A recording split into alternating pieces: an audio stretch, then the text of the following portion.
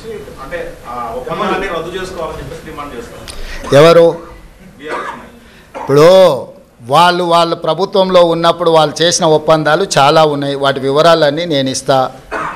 ఒక ఒప్పందాన్ని రద్దు చేయాలంటే దానికి న్యాయపరమైన సలహాలు కూడా తీసుకోవాలి. యూనిలాటరల్గా నువ్వు ఏది రద్దు చేసినా ఆ సంస్థలకు కోర్టుకు కూడా వెళ్ళే అవకాశం ఉంటుంది. ఈ రాష్ట్రంలో కాంట్రాక్టులు ఇచ్చింది, భూములు కేటాయించింది, అదాని ఫ్లైట్లో ఆడంబరంగా ప్రయాణాలు చేసింది వాళ్ళు. కాబట్టి ఈరోజు రాష్ట్ర ప్రభుత్వం రాహుల్ గాంధీ గారు చెప్పిన విషయాన్ని నేను ముందే ప్రస్తావించిన. రాష్ట్రంలో పెట్టుబడులు పెట్టడానికి ఇతరులకున్న అవకాశము అందరికీ ఉంటుంది. పెట్టుబడుల విషయంలో ఎవరికి మినహాయింపులో లేకపోతే ఎవరికో అప్పనంగా ఆయాచితంగా కట్టబెట్టే విధానము ఉండదు.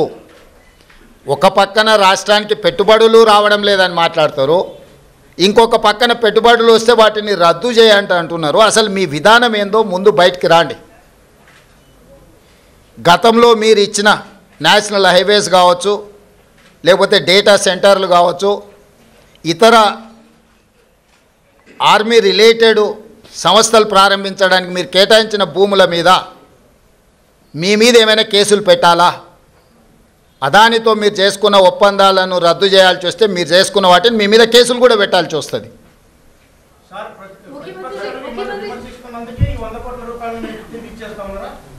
ఎవరు చెప్పిండ్రు? రాంబాబు ప్రెస్ మీట్ విననట్టు ఉన్నాడు. మొత్తం విను ఒకసారి. మళ్ళీ నేను ఇంతకుముందు ఏం చెప్పినా ఇప్పుడు చేసిన ఒప్పందాలు రద్దు చేయడం లేదు, కానీ భవిష్యత్తులో తెలంగాణ ప్రభుత్వానికి ఒక హక్కు కూడా ఉంటుంది. ఒకవేళ అదాని గ్రూప్కి సంబంధించిన వాళ్ళు ఎవరైనా టెండర్ వేసినా లేకపోతే ఇక్కడికి వచ్చిన వాళ్ళను బ్లాక్ లిస్ట్ పెట్టే యోజన ఉందా లేదా? ఎందుకంటే అదాని పెద్ద స్కామ్ చేశాడు, ప్రపంచవ్యాప్తంగా చేసేస్తున్న నేపథ్యంలో అదాని గ్రూప్ను అలౌ చేస్తారా లేదా తెలంగాణ? ఇప్పుడు అదాని గ్రూపు టెండర్లు వేస్తాడా వేయడా అనే విషయమే తేలనప్పుడు వాటి మీద ఎలాంటి చర్యలు తీసుకుంటామనే చర్చ ఎందుకు వస్తుంది?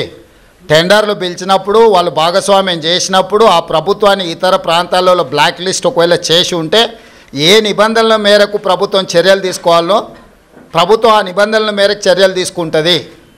ముందుగానే ఊహించుకొని లేకపోతే ఎవరో ఒకరు ఏదో ఒకటి అల్లర చిల్లర మాటలు మాట్లాడితే వాటి మీద ప్రభుత్వం స్పందించదు. ప్రభుత్వానికి నిర్దిష్టమైన విధి విధానాలు ఉంటాయి.